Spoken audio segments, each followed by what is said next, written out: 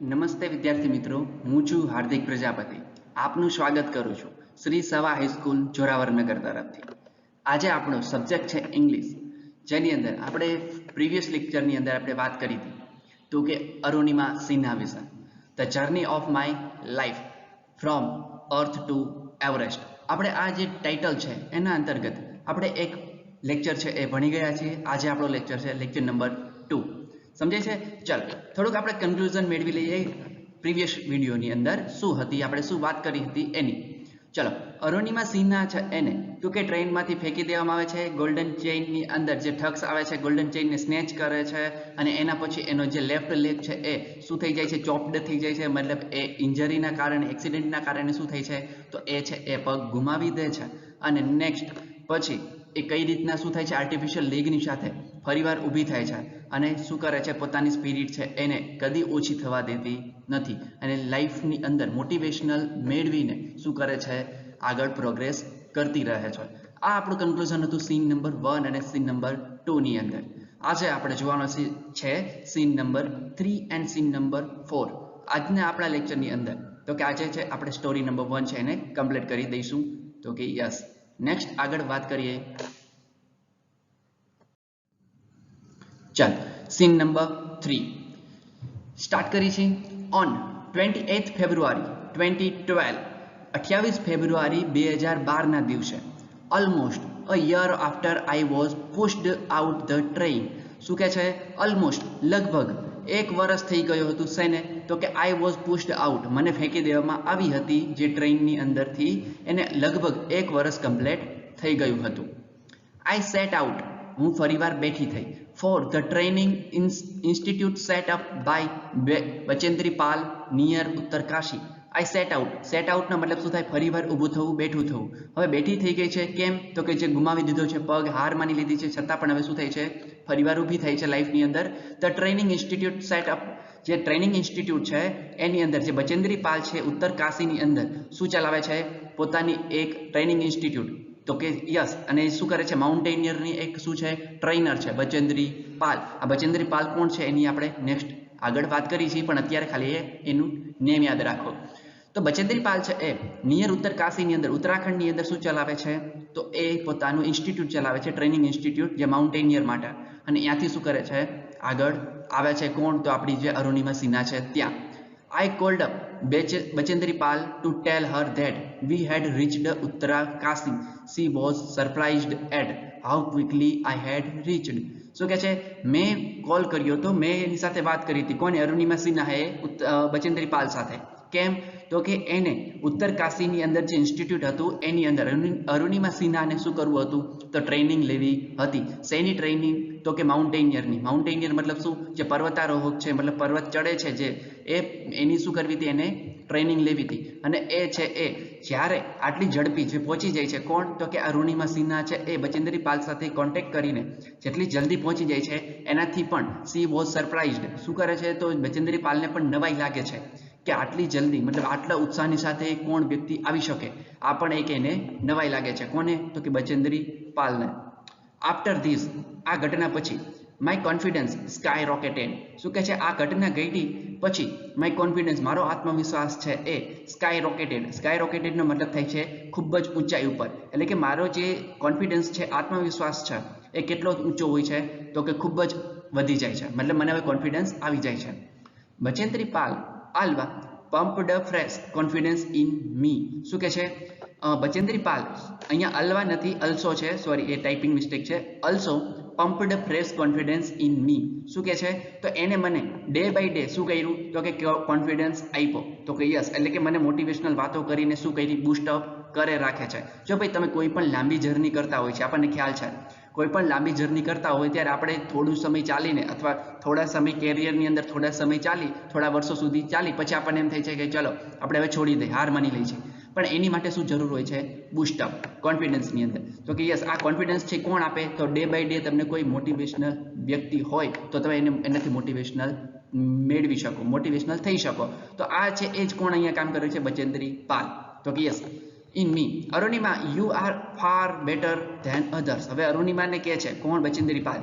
Arunima you are far better than others, તું બીજા કરતાં ખૂબ જ સારી છું. તો કે યસ, સમજે છે? બીજા લોકોને 2 પગ હોવા છતાં, બધું બોડી છે, ફિઝિકલ બોડી ઓકે હોવા છતાં પણ કાંઈ કરી શકતા નથી, બહાના બતાવે છે લાઈફની અંદર. પણ અહીંયા અરુણિમા સિન્હા છે, એને એક પણ બહાનું બતાવ્યું નથી. એક પગ ગુમાવ્યા હોવા છતાં પણ ટ્રેનિંગ માટે આવી ગઈ છે અને એને હજી પણ કંઈક લાઈફની અંદર મેળવવું છે. આ કોન્ફિડન્સના કારણે શું કહે છે? You are far better than others. તું બીજા કરતાં ખૂબ જ સારી છું. ચાલો નેક્સ્ટ વાત કરીએ. This people seem to be suffer you climb. શું કહે છે? This people seem to be, ભાઈ એવા ઘણા બધા, sorry, these people seem to be suffer you climb. એવા ઘણા બધા લોકો છે જે આ ક્લાઇમ્બ મતલબ આ જે માઉન્ટેન સર કરવું હોય છે એની માટે શું કરતા હોય છે? તકલીફ અનુભવતા હોય છે. સફરનો મતલબ થાય છે તકલીફ. તો કે યસ, અને એ છે એ શું કરે છે? તો કે 21,798 ફીટ આટલું છે એ 798 ફીટ આટલું, મતલબ શું કહે છે? 21,798 ફીટ છે હાઈ માઉન્ટેન છે. કયું? ચામસર કાંગડી માઉન્ટેન ઇન લદ્દાખ. લદ્દાખની અંદર ચામસર કાંગડી માઉન્ટેન છે, એની જે ઊંચાઈ છે એ 21,798 ફીટ છે. આટલું ચડવું હોય તો પણ લોકો શું કરે છે? થાકી જાય છે, સફર કરે છે. તો કે યસ, મતલબ મુશ્કેલી અનુભવે છે. પણ you will be on your way to Everest. પણ તું તો તારા રસ્તે છું, મતલબ તું તારા સાચા રસ્તે છું. કયા? તો કે એવરેસ્ટ સર કરવાને માટે. તો કે યસ, સમજે છે? એટલે કે લોકો છે નાનું માઉન્ટેન સર કરવું હોય તો પણ થાકી જાય છે, સફર કરે છે, પણ તું તો એનાથી પણ અલગ છું. એટલે આટલું મોટું તે તારો ગોલ સેટ કર્યો છે. આપણે કહીએ છીએ ને કે તમે ગોલ સેટ કરો એટલે અડધી જીત તો તમે ત્યાં જ મેળવી લ્યો છો. સમજાય છે? આપણે આ કહેવત છે કે અડધી જીત તમે ત્યારે જ મેળવી લ્યો છો જ્યારે તમે કોઈ ગોલ સેટ કરો છો ત્યારે. પછી અડધી છે એ તો કે જર્ની કમ્પ્લીટ કરો ત્યારે ગોલ મેળવી લ્યો છો. સમજાય? ચાલો. આઈ સક્સેસફુલી કમ્પ્લીટેડ ધેટ એક્સપેન્ડિશન. શું કહે છે? આઈ સક્સેસફુલી, મેં સફળતાપૂર્વક, કમ્પ્લીટેડ એટલે સંપૂર્ણ કર્યું, પૂર્ણ કર્યું, એક્સપેન્ડિશન એટલે ધારણા, મતલબ મારી જે ધારણાઓ હતી કઈ? તો કે માઉન્ટેન સર કરવાની, જે માઉન્ટ એવરેસ્ટ છે એને, તો મેં કમ્પ્લીટ કરી.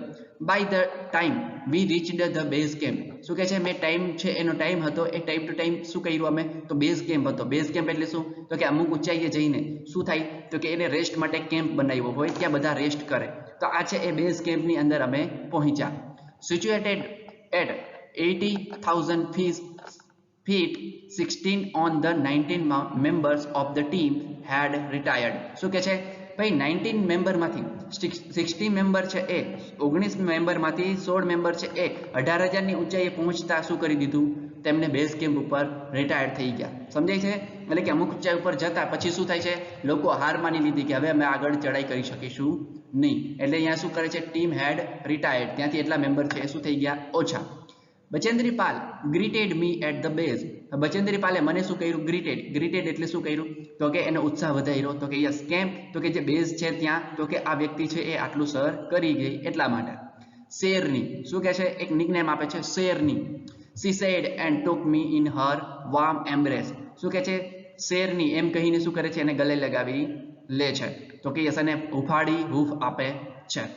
In the evening, Bachendri Pal announced that I have finally ready for Everest. હવે એ જ સમયે એવની સાંજના સમયે શું કરે છે? બચેન્દ્રી પાલ એનાઉન્સ કરે છે તો કે યસ, તો કે I have ready for Everest. હવે છે એ ખરેખર હું શું કરું છું? તો કે તૈયાર છું. શેની માટે?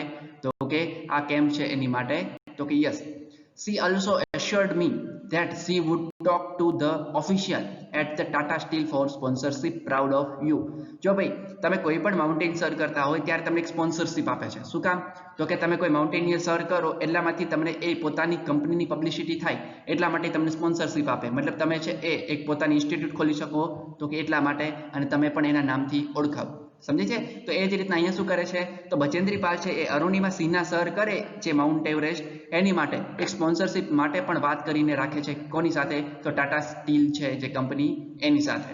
અને આ છે એની માટે ગર્વની બાબત હતી. કોની? તો અરુણિમા સિન્હા માટે. But before Everest expedition you will have to prove yourself. શું કહે છે? બિફોર, ભાઈ આપણે આ જે વાત કરી છે એવરેસ્ટ એક્સપેન્ડિશન, તમે આ એવરેસ્ટ સર કરવાની જે ધારણા છે તારી, એ ધારણા પૂરી કર એ પહેલા you will have to prove yourself, મતલબ તારે તારી જાતને સાબિત કરવી પડશે. Like answer the question in એમી એવરેસ્ટ ડ્રીમ કેમ્પ. શું કહે છે? એ જ સમયે એક આન્સર મળે છે તો પોતાની અંદર, તો કે આ જે સપનું છે સાકાર કરવાની માટે. તો કે યસ, અને આ કેમ્પની અંદર જ આ ઘટના આખી ઘટે છે. તો કે યસ. ચાલો સ્ટોરીને આગળ વધારતા પહેલા આપણે થોડીક વાત કરી લઈએ બચેન્દ્રી પાલ વિશે. બચેન્દ્રી પાલ કોણ છે? તો સ્ટુડન્ટ આપણે જુઓ અહીંયા તો પિક્ચરની અંદર દર્શાવ્યું છે આ છે બચેન્દ્રી પાલ છે. હવે એની આપણે થોડી ઇન્ફોર્મેશન લઈ લઈએ. Bachendri Pal is an Indian mountaineer. Bachendri Pal છે એ ઇન્ડિયન ભારતીય શું છે પર્વતારોહક છે. who he became the first Indian woman to reach in the summit of Mount Everest. જો સમજો નોર્મલી કોઈ વિમેને માઉન્ટ એવરેસ્ટ સર કર્યું હોય તો એ કોણ છે? તો બચેન્દ્રી પાલ.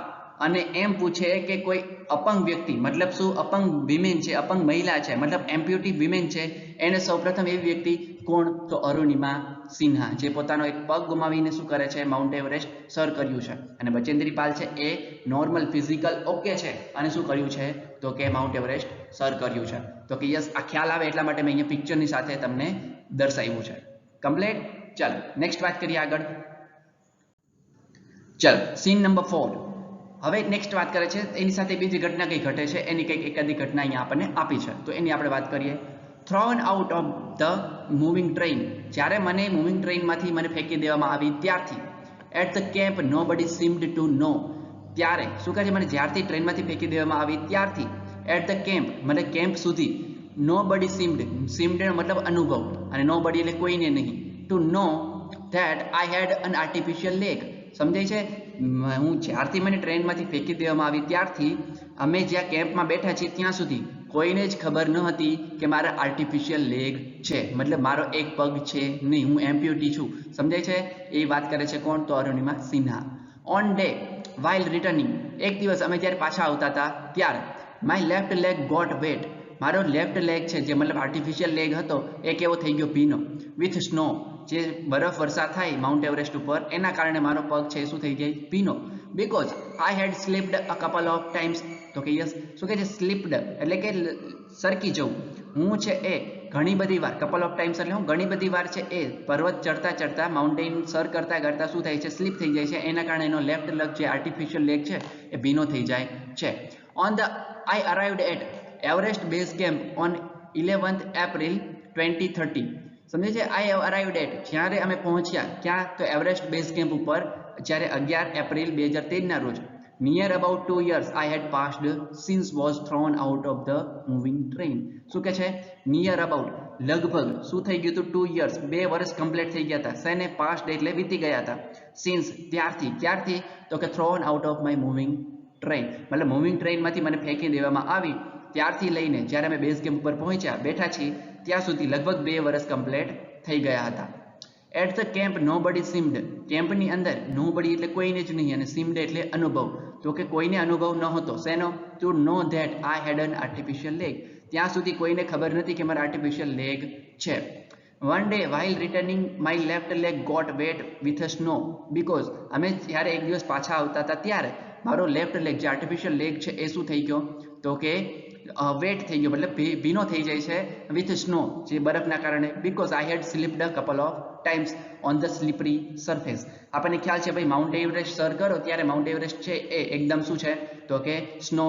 તો કે યસ, અને સ્નોના કારણે શું થાય છે? એનો પગ છે એ સ્લીપરી સરફેસ ઉપર સ્લીપ થઈ જાય છે અને ભીનો થઈ જાય છે. તો કે યસ, એટલે ચાલવામાં તકલીફ પડે છે. નેક્સ્ટ મોર્નિંગ, બીજા દિવસે સવારે I left the artificial leg. બીજા દિવસે મેં શું કર્યું? મારા આર્ટિફિશિયલ લેગ હતો એને શું કર્યો? રિમૂવ કર્યો. તો કે યસ, છૂટો કર્યો પગમાંથી. Out and the sun to dry, મતલબ એને સુકવવા માટે મૂકી દીધો. એટ ધેટ ટાઈમ, અને એ જ સમયે શું થાય છે? સમ ફોરેનિયર realise that.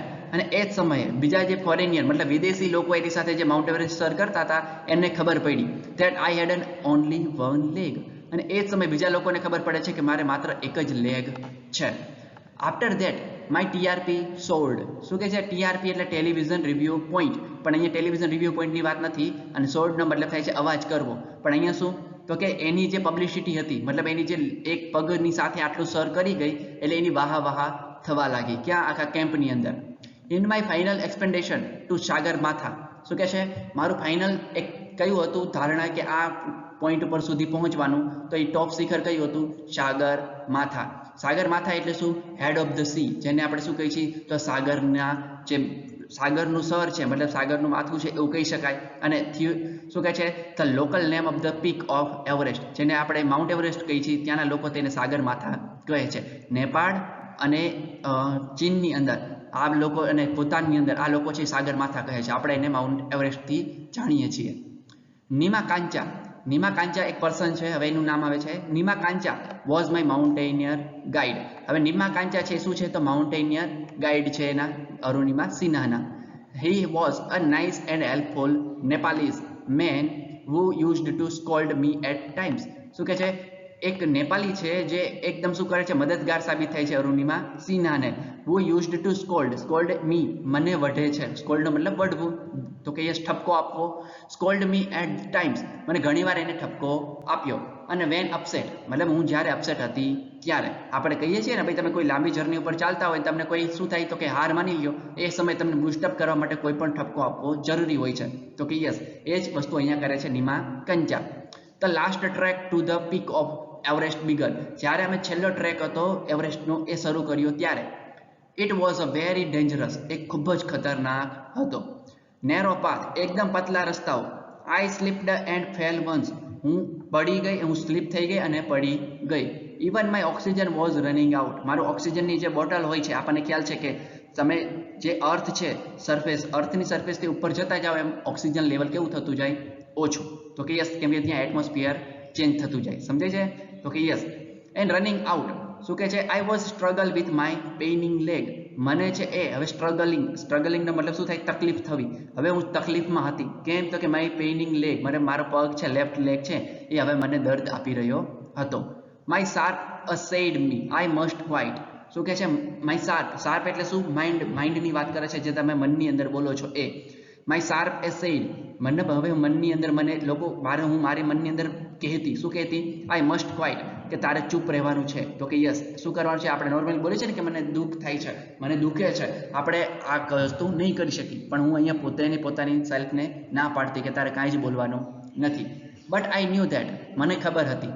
There was a no going back, પાછા જવાનો કોઈ રસ્તો હતો નહીં, હવે ઉપર ચડવાનું જ હતું.